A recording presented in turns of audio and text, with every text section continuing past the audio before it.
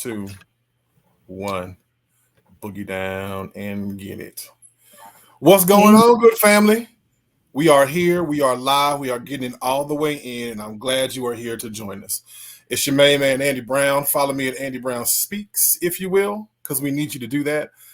Join with me today right here on The Real Real is the ever so popular, the ever so talented, and the ever so ingenuous, the lovely Miss Mia Ferguson. What's going on, Mia?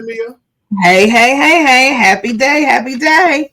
Yes, indeed. We got an absent auntie with us at the moment, but that's okay. She coming back. Tyan's on the sick and shut-in list, but she's going to come right back again with some more good news as you join into our next live podcast. What do I mean by that, folks? If you will, if you paid your phone bill, click the thumb like, share this with a friend, follow us on social media, and be sure to comment on the pages because we're going to get down to the real nitty-gritty. This is the Real University, and lessons are about to be learned right here. If you don't know, we have a wonderful list of dynamic topics. Go back and check out some of our previous broadcasts and podcasts so that you can get caught up when class is in session because we get down to the real. Teach. So, once more and again, we got some more topics from you. And as we stay right there on the campus, if you will, it's a lot of things that have been going on. You know what I mean, Mia? Absolutely. I'm a little excited about this one. Some of our family and friends partake in some of this, and it's jeopardized a lot of collegiate athletes over the years. But now, not so much. Times are changing. And things are changing. So as the NCAA lifts a ban on cannabis use for athletes, how does that affect their play? How does that affect their game? And most importantly, how does it affect their income and NIL potential deals? Ooh, did I say that out loud? Yes, you did. Let's get it. On the real, we'll dive right into it. I'm going to bring this up, Mia, so the folks who are just now tuning in and listening can get some of this good game about this. But what's really going on is, according to the new ruling during the regular season, the NCAA will test to performance-enhancing drugs and will conduct tests for PEDs, stimulants, and other narcotics before championships. Ooh. So you mean they can smoke for real? They can gummy down before they hit the court? Right. Oh, wow. Didn't know that. And the truth be told, the NFL is doing a little something. They changed up their ways as well. So let's get into this conversation because I'm sure a lot of people want to talk about it. Yeah. Let's dive. So let's really bring it up. I mean, when you first read this and you first saw this information online, what was the first thing that crossed your mind? Honestly, Sha'Carri, if I'm saying her name the right way. And I know it wasn't really, it's not the same sport, but I'm just thinking about athletes in general. Was it the last Olympic tryouts that she went through? Yeah. And because she tested positive for THC, she wasn't allowed to participate. And I thought about she's going to get retribution. I mean, outside of her dynamic performance right now going on before she gets ready for Paris. But that was the first thing that came up to my mind. She's a runner. She's a track star. She's a runner. She's a track star. And the thing about that is people are concerned and they're thinking that marijuana, cannabis can regulate and cause some issues with your performance as it is. We need to stop this. It can affect the way you perform. Does it really? Right. I wonder. Yeah, I wonder. I don't know. These are some of the things that we've talked about in other sessions in my group because they come up with all these different things to minimize your growth potential and your outcomes. The NCAA has even made the change to where marijuana continues to be legalized across the country and is legalized right now about 24 out of the 50 connected states in the U.S. Yep. So if that be the case, how do you really regulate this? How do you watch this and say, Texas, you can't, but New York, you can? You can, right. Right. Yeah, it's can definitely. We educate the people real quick? Yeah. Let's educate and bring it back down because I want my folks to know this is an election year, right? 2024.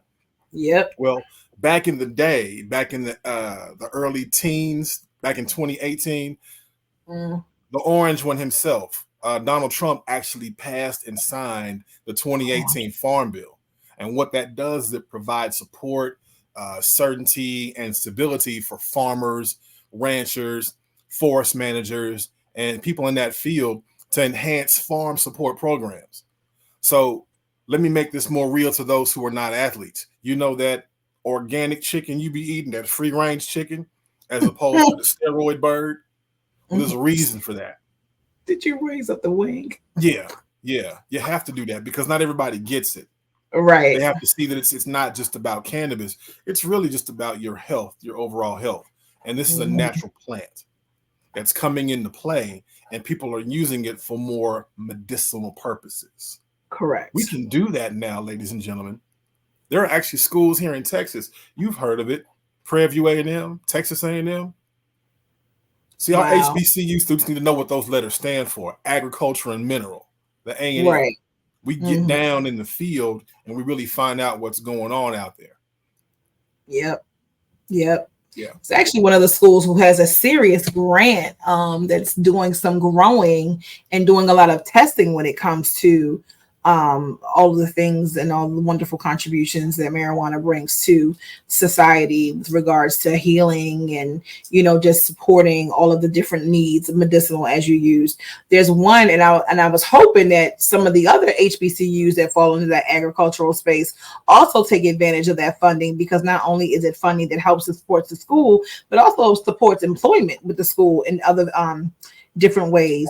There's a couple of schools who have submitted because even though they're not agricultural, they had the scientific, and so they can do testing that way. So some schools are getting ahead of the curve and actually utilizing it to benefit them, to get them some of the funding that they need. And then you're going to have some people who are just like, it's illegal, the old school, the 20, 30, 40, 50 years ago mentality. So I'm happy to see that some people are moving forward and how the world is changing, because change is necessary, correct? It is. Change is very necessary. We can't get stuck in the same old thing, doing the same old motion and expecting the same result. That's just insanity.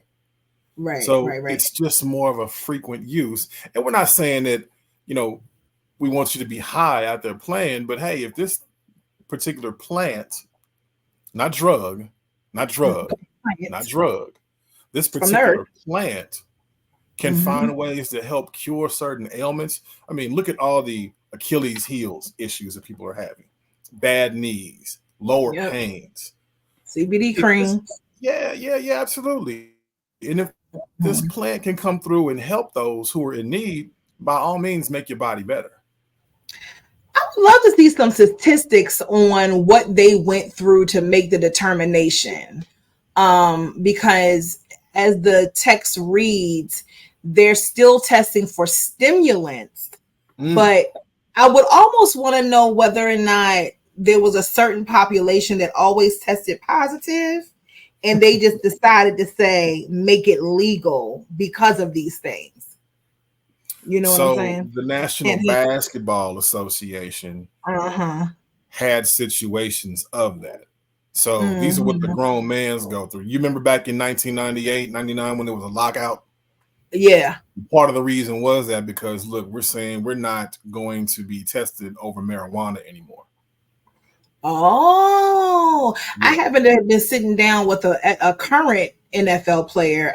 He came to participate in some activities that I had a couple of weeks ago, and I was like, I need my daily gummy, and he was like, well, I got some flour, and I said, what do you mean you have flour? Don't you have training camp soon? He was like, nah, they only test us X, Y, and Z, and I said, oh, that means that they know, and they have to let them know. That means that the NFL also knows that these things are happening. So I'm sure that that's coming down the pipeline too, that certain things are just going to be, because if they're letting it happen in one aspect of the sport, I'm sure it's coming right down the pipeline in the other aspect. My point is that you asked me, what did I think when I first saw it? And after I thought about Sha'Carri, the second thing I thought about is, like, I knew a lot of kids in school who were eliminated, lost some scholarship money, lives were changed.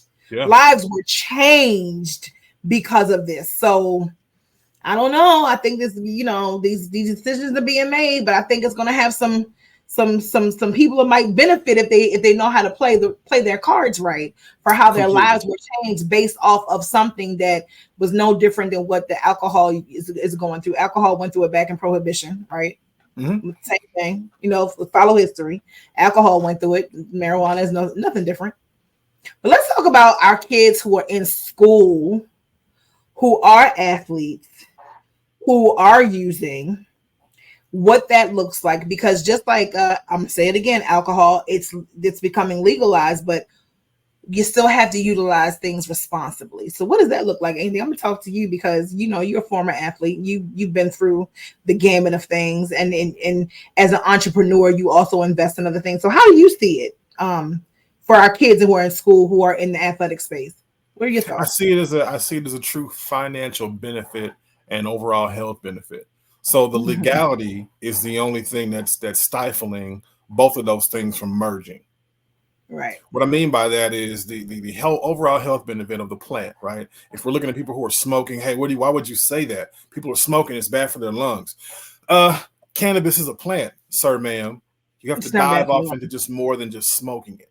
Correct. Okay. Correct. It does take way and give way to different methods and different means to help the body, right? There's lotions, Correct. there's creams, there's Mhm. drinks, There's and it gummies, just yeah, it's all out there. edibles.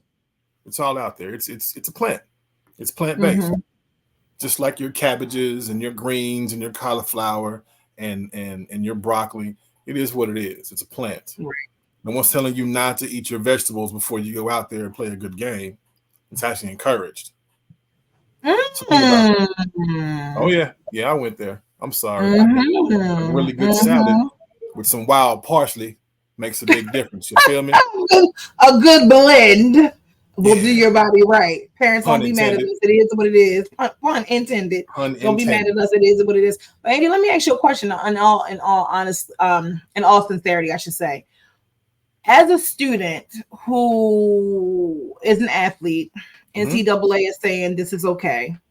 They still have campus rules.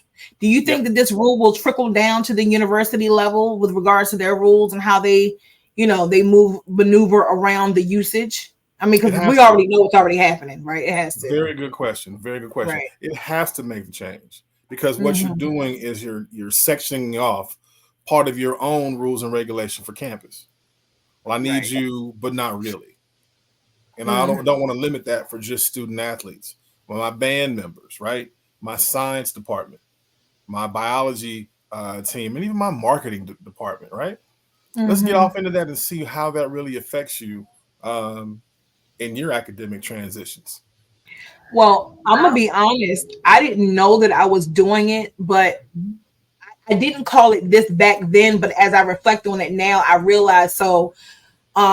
When I was a student, and we're talking about 25 years ago, um, I realized that a couple of puffs, Mm-hmm. I would finish papers, projects. My workload got done. Now, there were some people who were the heads, as we call them, who would just sit around all day long and just, get high all day. But I would take a couple hits and I would just get fluidly go through my workload. And Yeah. so as I got older, I realized that, and even now, I take a couple of hits, take a little piece of a gummy. Projects are getting done. I'm scaling certain things. Business concepts are flowing. I go from A to Z and from Z back to A back to double Z, and I get it done. And it's so clear. I realized that I was self medicating, what we all like to call my ADD, when my brain couldn't just focus. All of a sudden, I became very clear. And that was what I just did it and didn't know why I was doing it. I would take a couple hits and start studying. And I Yeah. was very effective. And Can I jump so, in for a quick second? Look oh, at there who is she who is You chiming can't jump in. in if no head ain't present. No, I'm What is playing. this? What you Again, want to say? What you want to say? I'm not an expert on this, but We, Mia, you had mentioned again, just kind of getting a view of what it's like for what changes would have to be made on campus, and I Mhm. relate this back to, I believe, homecoming 2019, I believe. I feel like I've heard of And it. Everybody's having a good time. And me, I think you were there with me that particular homecoming as I well. think so. Everybody's having a good time. There's a certain spot on campus that is kind of like below, I guess, normal grade. So it's like down in a pit. And we walked past there in the daytime, in the height of homecoming activities, like right when the game let out, right in that everybody's fellowshipping, everybody's meeting and greeting, everybody, all of the Greeks are out stepping at plots and everything. And there was this huge cloud of marijuana smoke and marijuana smell. And again, this is during homecoming. Now, again, I have attended many a homecoming. I have attended with my parents. I have attended, by myself, just with my friends, but never had we experienced. And then there were also some fellow alumni association members with me who made the same comment that it was so overwhelming and overpowering. And you've got the elder statesman on campus during homecoming. Elder statesman. You've got the president out here schmoozing. You've got board members out here. You got the Kwesi and Fumes of the world out here. And what it resulted in was a big uproar from the alumni saying, are y'all openly allowing these kids to smoke marijuana on campus during a public event? And so that caused a big uproar. I happened to be on one of the National Alumni Association calls when it was addressed. And so what did you say? I mean, literally it was for them, it was embarrassing, and they felt that it was disrespectful. Because again, openly, and I know different states have different laws that have changed since then, but openly smoking and then not even being considerate of the crowd. Like, I mean, literally that year, I think it had to have been about maybe close to 8,000 people on campus that day. But being considerate, I see your face, Andy. We wouldn't be as snobbish, but it's being considerate, because who actually wants? And remember, there are kids there as well. So being considerate, but what it resulted in is the following year, even though the following year was a COVID year, I went back, and I wish I could pull the pictures up. I went back to campus during COVID for homecoming, and they actually had the signs up.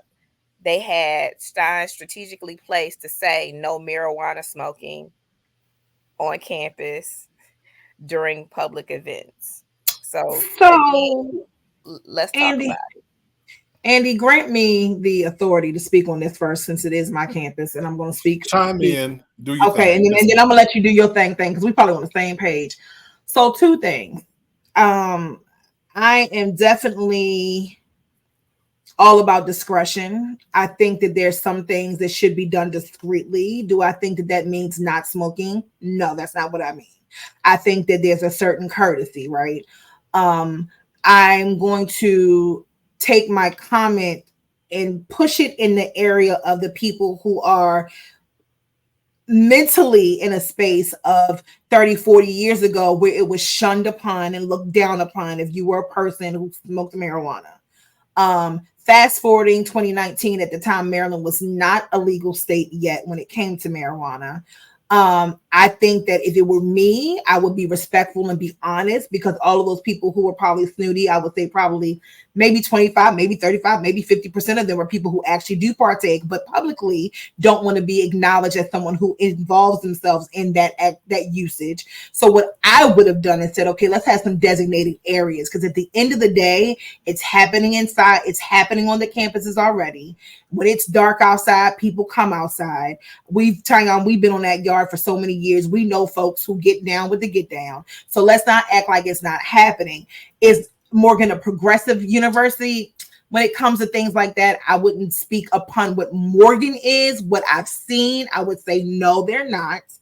However, when you do have a certain level of visitors, right? And again, if you're on the bridge and everybody who goes to homecoming, you're crossing that bridge about 1 million times, we might not don't want you to smoke on the bridge, right? But if you're down in the little areas where they're doing the tailgating, it's already happening. So like, let's not make a bigger deal out of a thing, but let's have a little discretion. That's what my thought would be. Be a little bit more discreet, right? I personally, I don't like to smell like it, which is why I use more of the vapes and I like the gummies. But that's my personal opinion. And that's been something that's been me since the beginning. I never really liked smelling like it because it was strong. I like to smell it, but I don't like to smell like it. So I'm going to say that piece because people will have their opinions, and I'm definitely a person who respects people and their opinions. I think that there's always a way that you can have a common ground. For me, the common ground would be have certain areas that were designated for smoking. Because, I mean, people still smoke cigarettes, and people have designated areas for cigarettes. Just add it to the list. That's my thought. And along with that, when you're dealing with people who are doing adult things in adult places, it's going to happen. Language may change just because of the environment that you're in, right? The type of people, the dress code is going to be different. So you just have to observe and know that's going on. Now, if they actually put the sign up that says no smoking after the fact, yeah, okay, abide by the rules. But right, people gonna smoke. This is what they're gonna do. Especially at So homecoming, we're they're gonna not smoke, they be knocking, drinking, not yep, judging, not playing any part of that. That's just what they're going to do in the social atmosphere. It just so happened to be a college campus. right. True indeed. And I mean, let's be real. It's probably a million bottles that were being passed around on that same campus that had a whole bunch of alcohol in them. But because you didn't know what it was, no one said anything about it. So discretion, I'm going to go with discretion is the key. And I think that that's probably how some universities, I don't know if there are any universities, Tyon, you'll always go with these statistics since you're now in the mix. So you can take yourself off mute. But I don't know if there are any universities who are lightening the rules currently when it comes to the usage. We could probably find that information out, but I think that it's going to trickle down. If they're saying that athletes who are in college are allowed to use it, then that means what? We know that college students are doing it. It's acknowledged it's there. How we adhere to the rules and how the type of rules that we create for each campus space, that's up for discussion. That's up for discussion. I really would like to get an insight from our Six Links team. The wonderful people that we've been associated with that can really chime in on that, because that can really show how it affects not only those students, but affects their business as well. True and those indeed. young men are really giving back. If you don't know much about them, please share more about their information, because those fellas are doing a phenomenal job in the community. And I hope and I wish more of the best for their business, that thing will just trickle out and make a ripple effect all over the country. Oh, absolutely, absolutely. It's more to come with our partnership with the Six Rings firm, because they are definitely doing things in so many different capacities that you will see how our relationships are one and the same very soon. Soon and very soon. No, I just want to church. No, so Tanya, go ahead. I do want to go back to the point that you made about, what is actually happening on the campuses. So you said it. I mean, probably from the dawn of time, or the dawn of existence of some of these universities, there has been some type of, indulgence, be it alcohol, be it marijuana, be it a lot of other things. Let's speak on it, because those schools where you can afford certain types of things, it goes on and it goes down real hard. And there are always protectors in place, because again, these are students of legacies of a certain caliber, and those things happen all the time. But I will say the universities definitely will have to align with the current laws. And then one thing that we also have to address is, on college campuses, there's still an age gap. So you might have some that are coming in from 16 to 18, and then you've got that group that's 19 to 20 something.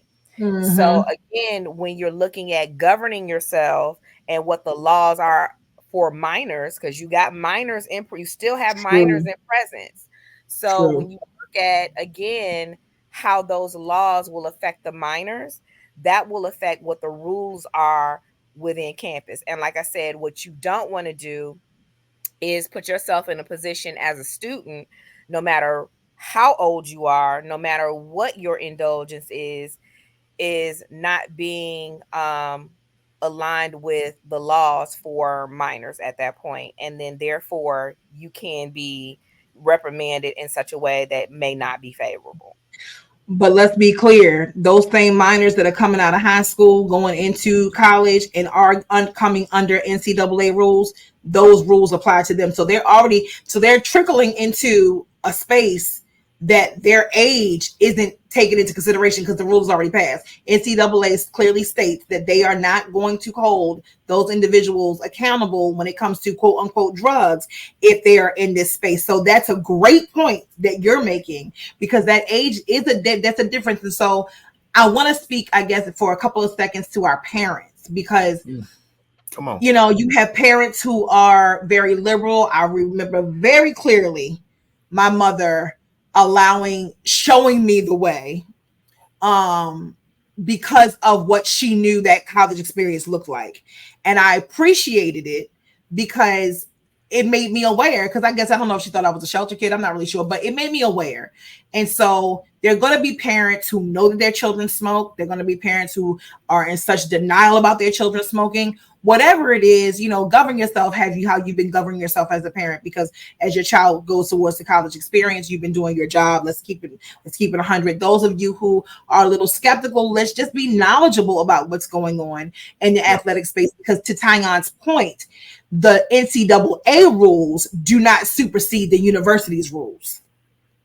And the university could have rules about something that even if you indulge, you have lost your scholarship, you have lost your whatever it is you gained from this space, you've lost it if you break these rules. So I think we talked about rules in the past, and these rules kind of still stand. So know the rules, make sure that your kids are aware of the rules. And sometimes you got to compare and contrast the rules so that you make sure that you're not breaking them and you're not losing all the things that you worked hard for. Let's just put it that way. Make sure that your children are aware of the rules, people. Yes. This is a great opportunity for parents to really dive in and talk to their children about marijuana use, about cannabis, and about the do's and don'ts. So if you're not locking into your child, let this be a really open discussion. Back in the day when television used knobs and you had to walk up and turn the TV, hey, you went through things like this. Right. We have parents that still believe right now that they smoking that shit and really don't know what that is, because the definition is so vague in their mindset about marijuana, about heroin, about cocaine, about any illicit barbiturates and drugs of that nature. So cannabis is still in the mindset of falling into the bad thing. Right. So have that discussion with your children before they even make their approach toward campus, to get an idea of what they see, what they do, and even if they're partaking themselves. We got to do it. Right.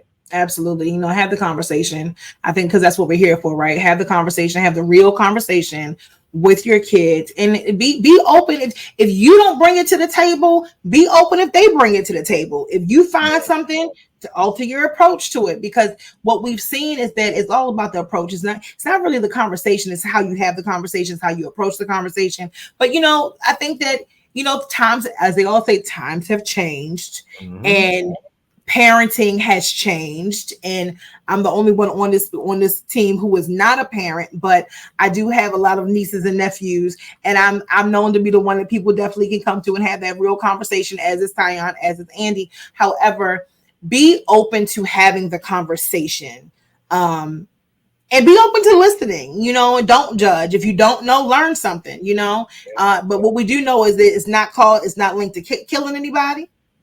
It's not linked to any health issues.